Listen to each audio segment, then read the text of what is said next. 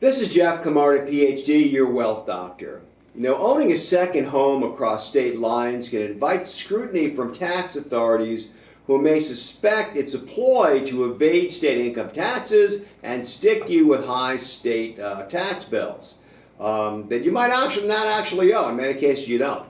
Once you're in their sights, however, the expensive hassle may seem endless. Ensuring compliance with state tax laws when owning multiple homes across different states is crucial to avoid potential legal entanglements. Such states are increasingly vigilant in pursuing individuals suspected of using a second home to evade taxes, basically saying, I'm not a New York resident, I'm a Florida resident, I don't owe New York state income taxes. That's pretty much the gist.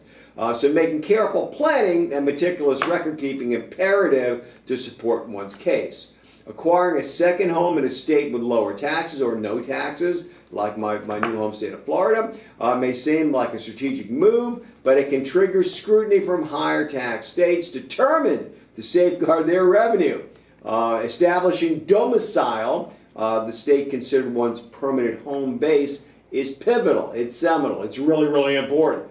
This involves understanding complex tax regulations governing residency and income taxation across states. And if you really read between the lines, it's not that complicated after all. The substantial financial implications of domicile selection, particularly for affluent families, are critical. State taxation hinges on domicile, residency status, and a source of income, with rules varying widely among states and a lot of wiggle room depending on how deeply you study the state income tax statutes. We advise clients to ensure their primary residence aligns with the state where they spend the majority of their time. This includes spending at least 185 days annually in the chosen state, with a slightly greater than 6 months ensuring compliance with residency requirements during leap years. Usually 6 months in a day is probably the best rule of thumb to go by, but mind those leap years. Key indicators of domicile include voter registration, driver's license, vehicle registration, primary health care providers, and mailing addresses for federal tax documents. Building a robust body of evidence to support a domicile claim can be critical.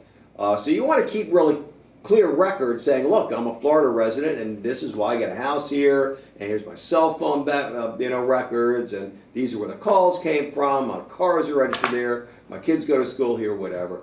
Maintaining the meticulous records is really, really important as states increasingly employ advanced technologies to scrutinize taxpayer activities.